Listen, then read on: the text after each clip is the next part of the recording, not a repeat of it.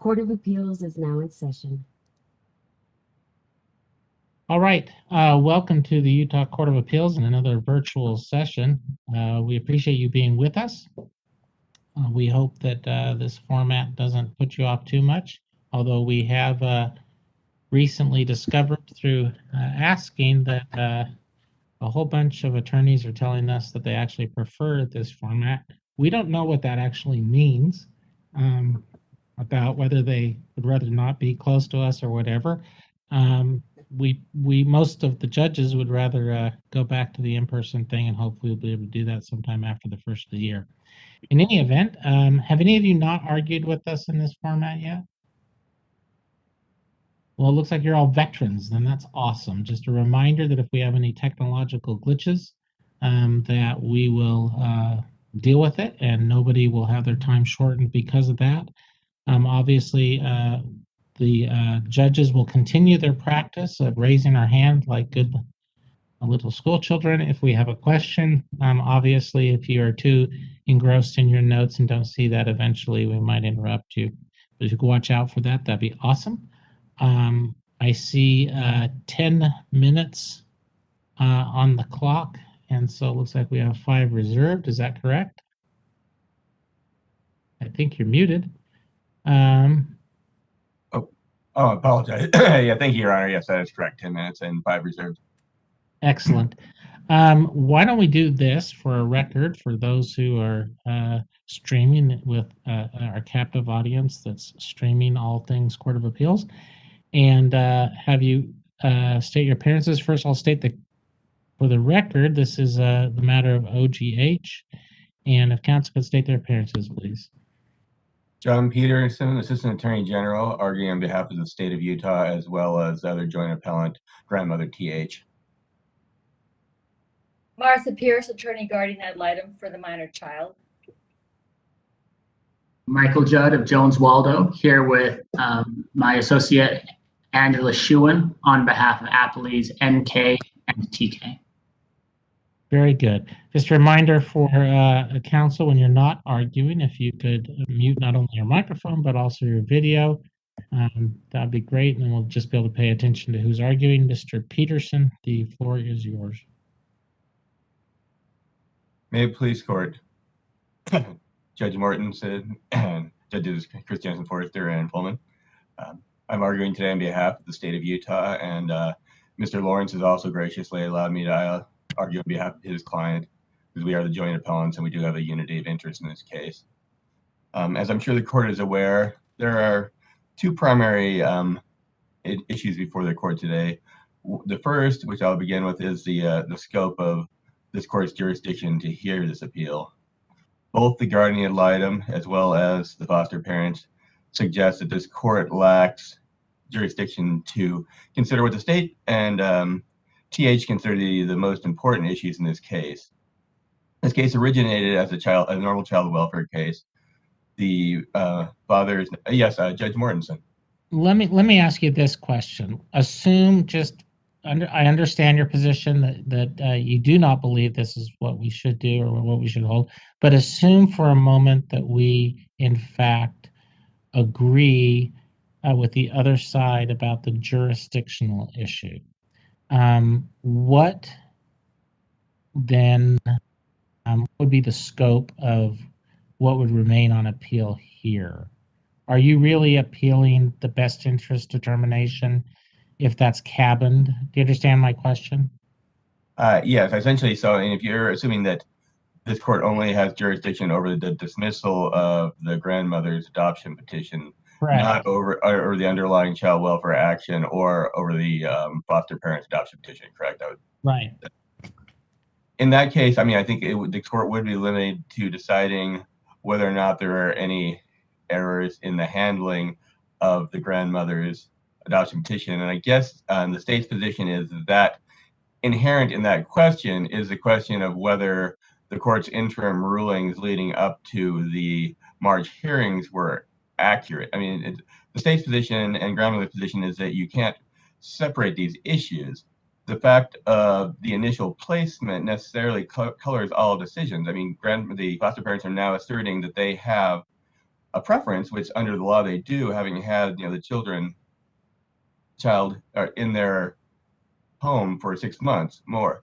If, on the other hand, the juvenile court had placed the child with grandmother at the completion of the ICPC and exercised the statutory preference, she would now have the benefit. I mean, so it seems to me there's a fundamental legal error that colors the decision of both of those petitions.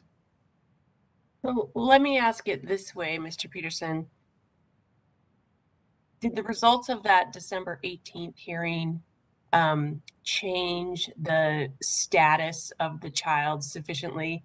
The no move order entered by the juvenile court, did that sufficiently change the status of the child to make that decision appealable, that interim decision appealable? I do not think that the actual December 18th decision, I think that is properly an interlocutory order. And I guess the question is from when do you challenge that order? And I think that the foster parents' position, which is a legitimate position, is that the final order is the final adoption decree entered in this case, which will effectively terminate both the underlying child welfare action and the adoption, and finally resolve the child's status.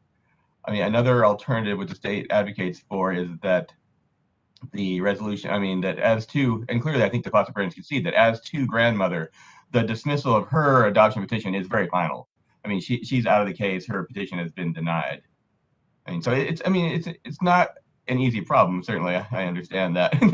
And I think to some extent better practice would be for a juvenile court to resolve both adoption petitions simultaneously, perhaps staying the matter pending appellate rights. But it do seems like things are left hanging, given that one petition is resolved and one is on hold.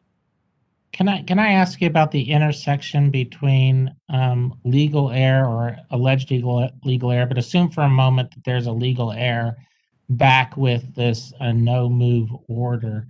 How does that the intersection I want to look at is the where a legal error at some point on an interlocutory basis now intersects with facts.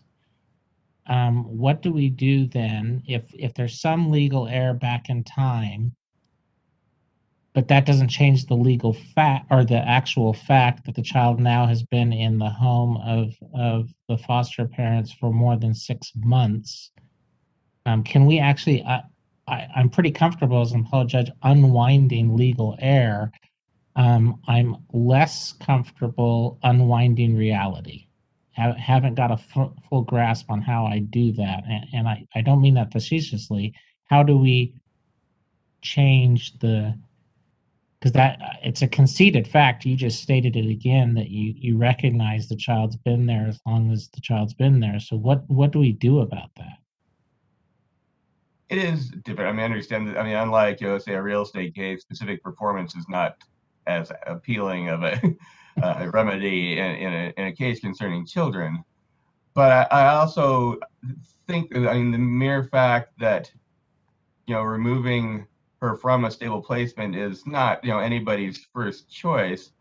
There are fundamental, interests at stake here that also need to be vindicated. And if essentially you can insulate bad decision from any further, correction by the fact that, well, this has just been going on this way for a long time, then these decisions are going to be allowed to maintain and go forward.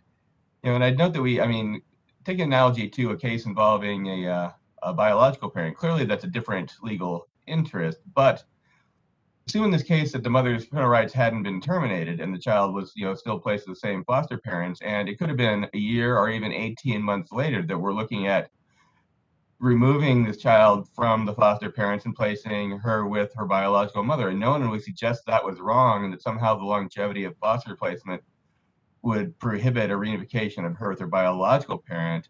And I would posit that that's a similar analysis that should go on in this case regarding a maternal, the maternal grandmother who's a close relative, and the interest of the familial association do not extend merely to the mother in this case.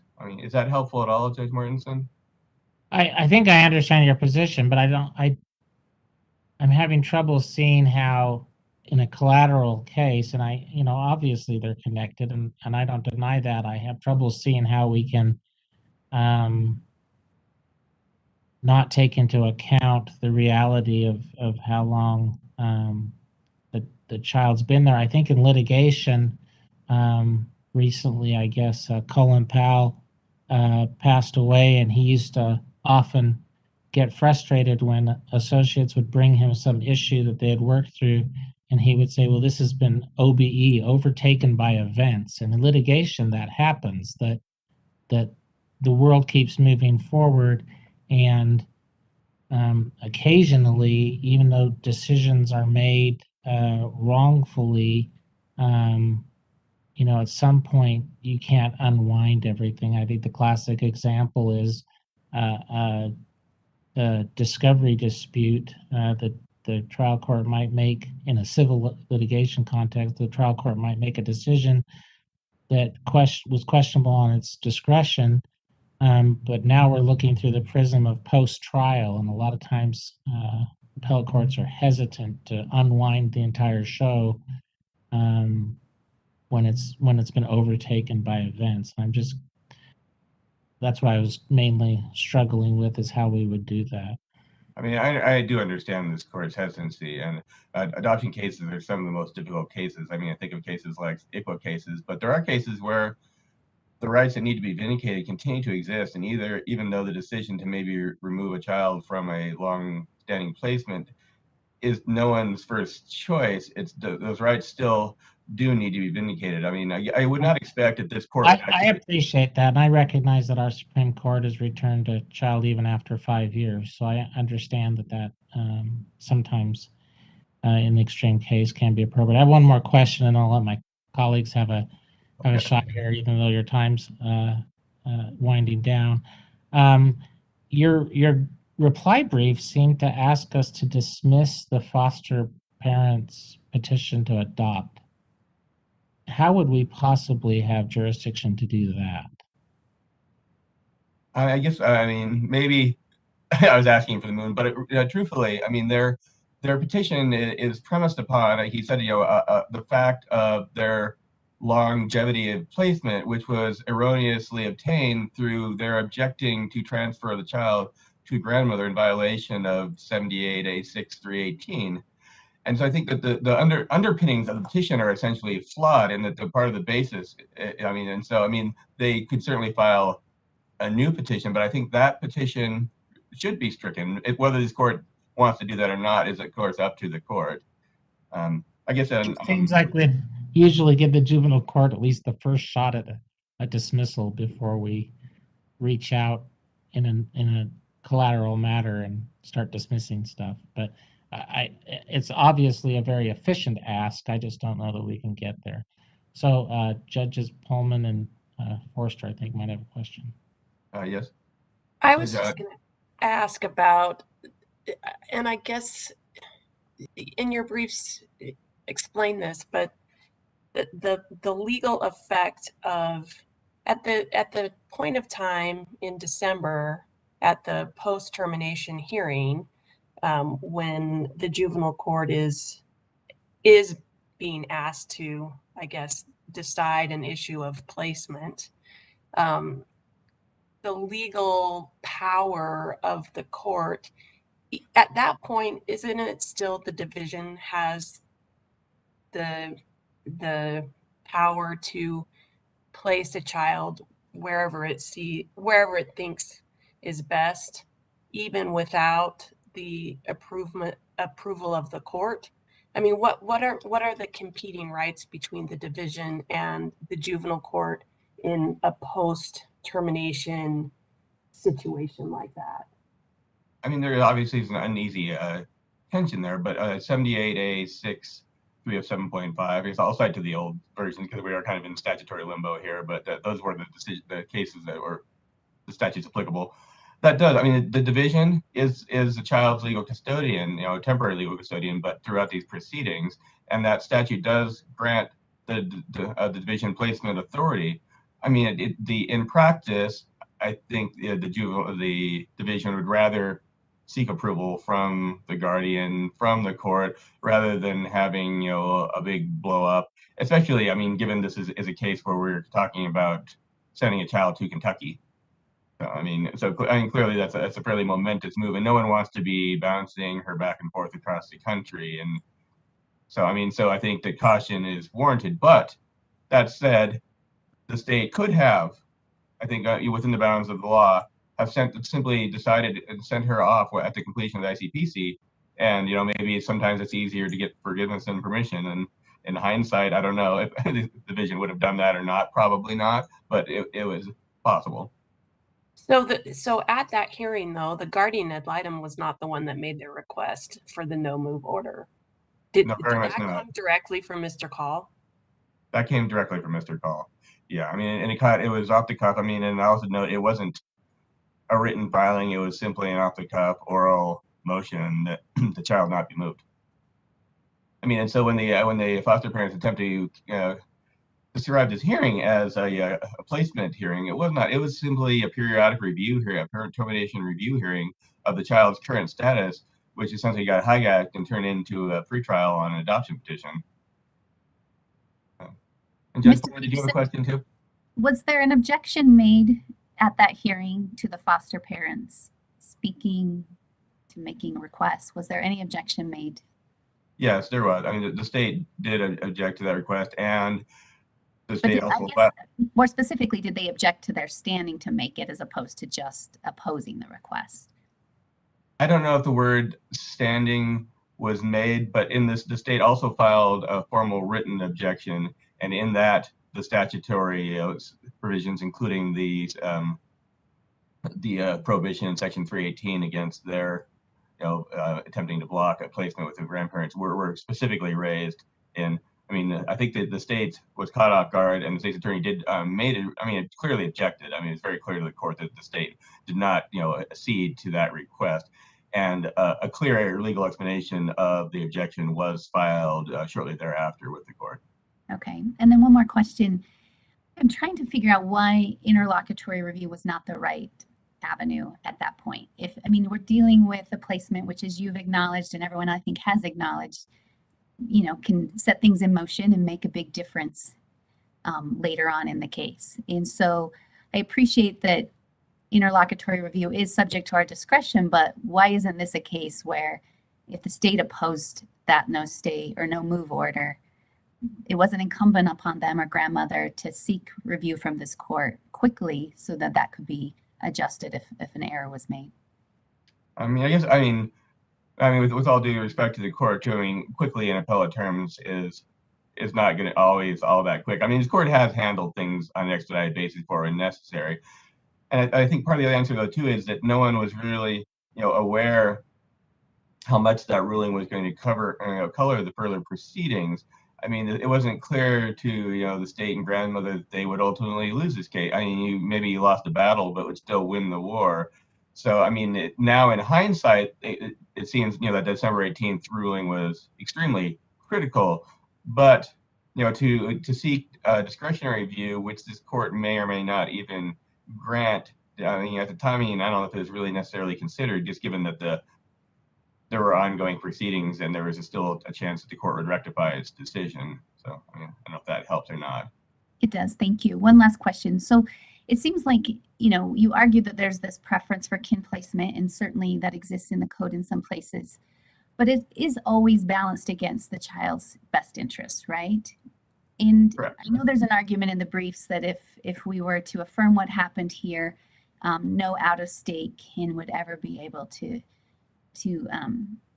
get the child placed with them. But I'm not sure that that's true. I mean, this child had some unique trauma, and it seems to me that the court did very much consider placing the child with her grandmother, but balance that against what could be some very serious trauma to this child if removed from the caregivers that she had grown to trust and know.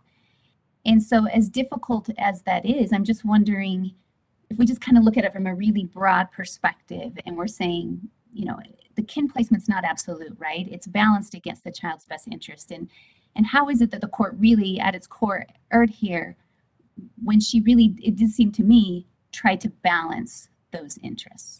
Can you just respond to that? I guess my responses are, I mean, when the child was initially removed from mother, obviously she had to go someplace, and she was placed with the foster parents as, you know, interim measure. I mean, but there wasn't really any contemplation at the time of like the child's best interest, and there was nothing the court saying, well, I don't want to move her now. You know, she's doing well there. It's been many months. She seems real. I mean, it was after the fact. It was not till March that all of a sudden you have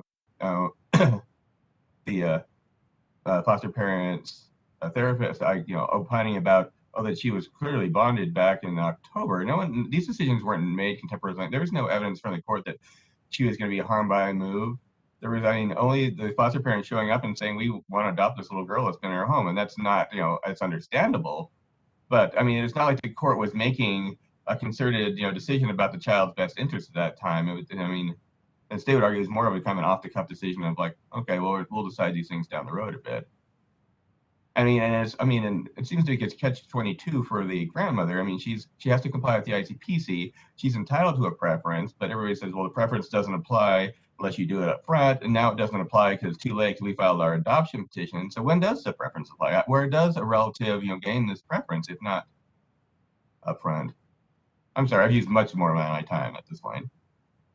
Totally fine. You've been answering questions. We'll give you all of your rebuttal time. We'll turn to Ms. Pierce, I think, was who was going to go first.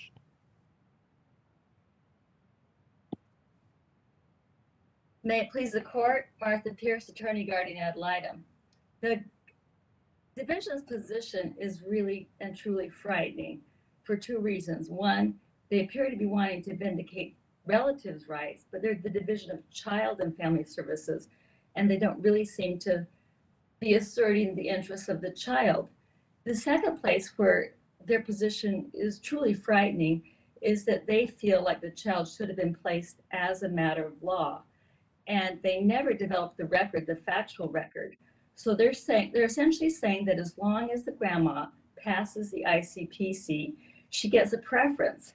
And the law is clear that the ICPC is only the beginning of their investigation. They never put on a case. They never developed the facts. And in this case, the child actually was removed from grandmother's home. She was removed from the hospital, but we're talking about the older child, the older brother. So in Kentucky, he was removed from the hospital, but at the time, his mother and grandmother were living together. So the Division of Child and Family Services in Kentucky did not want to return the older brother to grandmother's home. And the division never produced any kind of documents as to grandmother's involvement with the juvenile court in Kentucky. And it turned out she did have to take some parenting classes. It took a while. And there's all kinds of things that they really did not develop in terms of the facts. And this court can't make an order that says, so long as a grandparent passes the initial background checks, then we're all good to go. Because the law doesn't say that. The law says the court has to make findings about the child's comfort with the grandparent and many other factors as well. And they just simply did not develop their case, which they could have done. But Ms. Pierce, isn't really the problem that nobody other than foster parents' attorney even addressed the best interest at that post-placement review hearing, post-termination review hearing on December 18th. The guardian ad litem was taken aback, it seems. If reading through the transcript, she wasn't prepared to either argue for or against this motion. If she had objected to it, she could have, or the state could have, under Rule 47, requested an evidentiary hearing on that where they could have developed the record. But as time passed on and as the guardian ad litem began doing her due diligence, she began agreeing that this is where the child needed to be. And she herself had concerns about grandmother, and the fact that grandmother just had not done anything to develop a relationship with the child. And so there was no motivation for the guardian ad litem or to put on an evidentiary case at that point because the child was where we wanted her to be. The state that objected to this they had a motivation to develop the evidentiary record, but they didn't because their position was that as a matter of law, the child should have been moved to Kentucky because grandmother passed the ICPC. But all the ICPC does is check if the grandmother's name comes up. But because the grandmother was not a named party in the Kentucky proceeding, her name didn't come up. And so from their point of view, she was, it came up clean. But again, that was just the beginning. They had not done their due diligence. They had not put on an evidentiary case. And even the fact that I'm talking about this, I want to say I'm not conceding that this court can reach back into the child welfare case because it can't. The only thing this court has jurisdiction over is grandmother's adoption action. But I guess the strongest thing I want to say is that the state is trying to vindicate a grandparent's rights, and they're trying to vindicate others' rights on the back of this very vulnerable, very traumatized child. And even the division, when the division workers in grandmother's case were discussing why they thought grandmother was such a good choice, it wasn't because she had developed a close relationship with the child. It was because, well, she always calls us up. She's very good at calling us up. She's very good at doing what we want her to do. But really, and we have places, and since this case has come by, our office has approved many, many out-of-state placements. So the fact that the state is saying, well, this can never, ever happen, that simply isn't true. And that hasn't happened. A lot of children are being placed out of state, yes. Can't you look at it from the opposite perspective, though? Because this particular child doesn't make a difference, I guess, because this particular child is so fragile and is such at risk for developing, by changing caregivers, many times is at risk for developing reactive disorders, that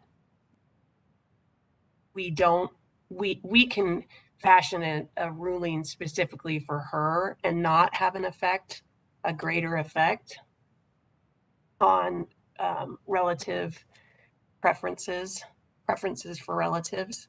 Or I don't understand what remedy you're talking about. Reversing the assuming we have jurisdiction over the child, we can reach back to that, Well, like no move order. You'd have to be able to find judicial error. And I don't think you can find judicial error because the juvenile court clearly had jurisdiction to issue the no move order. And if the division didn't like that, they could have done an interlocutory appeal, or they could have asked for a Rule 47 hearing and had an evidentiary hearing on the issue of the no move order. They didn't do either one of those things. So essentially they conceded the issue. So I don't think you can even find judicial error. With that, I guess I will leave the rest of the time to my colleague, but thank you for your time and attention on this one. All right. I don't see any other questions, so we'll let your colleague pick up.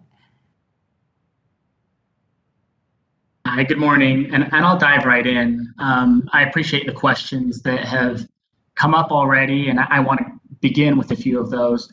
Judge Christensen Forrester asked this question about what did happen at that December 18th hearing, and what was addressed. I'd urge the court, as part of its decision-making process, to go back to that record. It's a little bit confusing because there's these separate proceedings, but I'll say it's in the 617 action on page 356 of the record. What you'll see there is, I think, interesting and revealing. The state comes in to that hearing through Ms. Clemens and says, what we would like today from the court is for everything to stay just as it is for 30 more days. And the state said that for a couple of reasons. The representative of the guardian ad litem at that point said, the child, O.G.H, is doing very well with the foster placement. She's doing really well there. And so we don't want to interrupt that. They also mentioned that at that point, the child has not yet met the grandmother, right? At this point, the grandmother is getting ready to come into town to meet the child for the first time. And for that reason, the state said, let's keep things in place for 30 days. And so early in questioning of Mr. Peterson, Judge Christensen Forrester asked, did that interim decision in December change the status in a way that makes anything here appealable? The answer is no. The state came in saying, let's keep everything in place for at least another 30 days because everybody recognized where the child was at that point was going to continue to serve her best interests. She had been there for 4 months already with the foster parents and seemed to be doing well. And so they said, let's leave her in place. And so I will push back a little bit on this idea that nobody talked about the child's best interests at the December hearing, because I think several facts were brought up there that gave the court every reason to say, you know what, I think it does make sense to leave her in place where she is right now, particularly because what I now have in front of me, several days old, is something that converts the status of these foster parents from mere foster parents, as the state may characterize them, into potential adoptive parents. And I'd like to see, given the directives of the Adoption Act, which mandate that I put the child's best interest front and center in these kind of determinations, I'm going to need a little time to hear what this adoption may do for the child's best interest. And the state even said, you know what, we have a response to that. We are going to get that on file sometime soon. But again, even the state at that point was in agreement that what should happen is that the child should stay exactly where she was, in the stable, loving home of NK and TK. So again, I, like Ms. Pierce, am not prepared to say that the court should reach into a non-final case and hear that now on appeal of a final related adoption action. But even if the court did, there's not any error there in the December hearing to go to. Everybody agreed at that point that the child was where she would best thrive.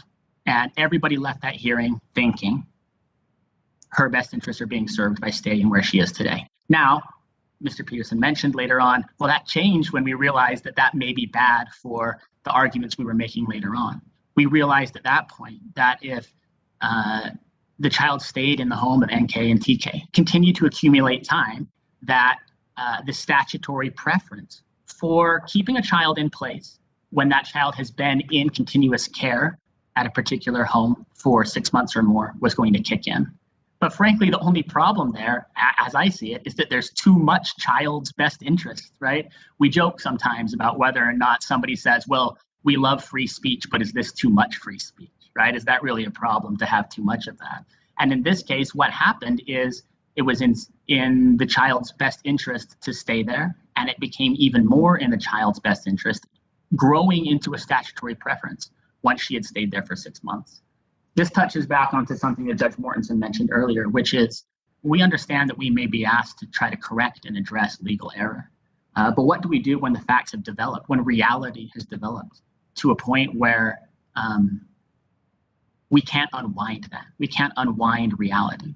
And in this case, what we have is a situation with a child where with every day that passes, the argument that it would be in her best interest to move her somewhere else gets worse and worse and worse, right? She has now been in the continuous care of NK and TK for going on 15 months.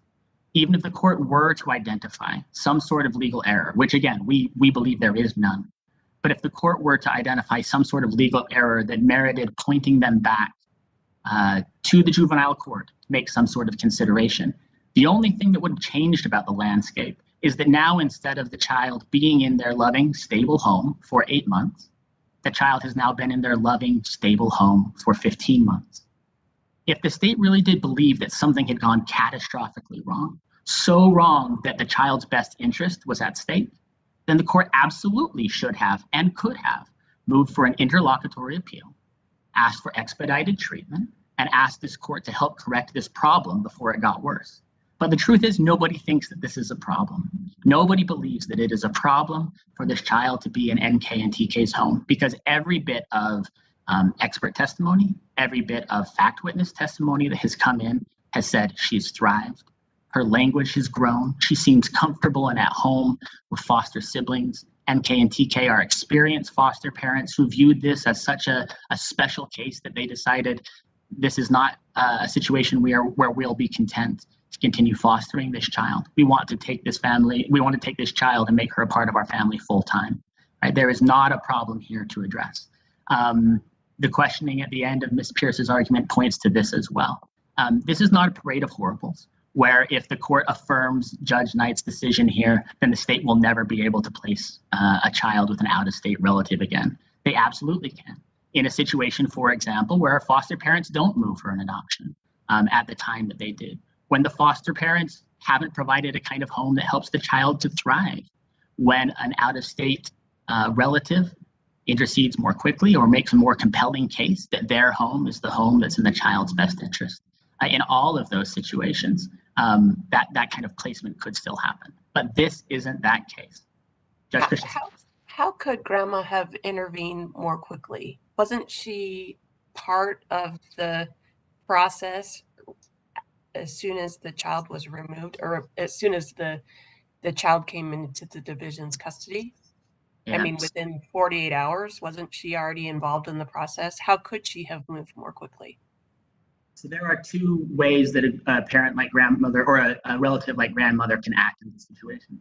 One is to make some sort of motion or make contact to seek temporary placement. And the other one, the one that is recognized under the Adoption Act as granting preference, is to file a written notice of an intent to adopt within 120 days of a shelter hearing, right?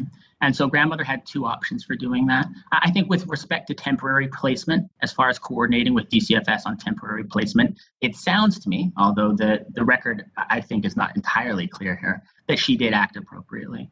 But she could have availed herself of a statutory preference by filing written notice of an intent to adopt within 120 days of a shelter hearing. And as far as I can tell from the record, that never happened. So there is something that could have been done here to act more quickly. Grandmother simply didn't do that. And the reasons for doing that are her own, right? I mean, every potential placement may make those decisions for their own reasons. But there are situations where a relative could have acted more aggressively here, and by doing so would have obtained the kind of statutory adoption preference that NK and TK now do enjoy as the continual placement for O.G.H for more than 6 months.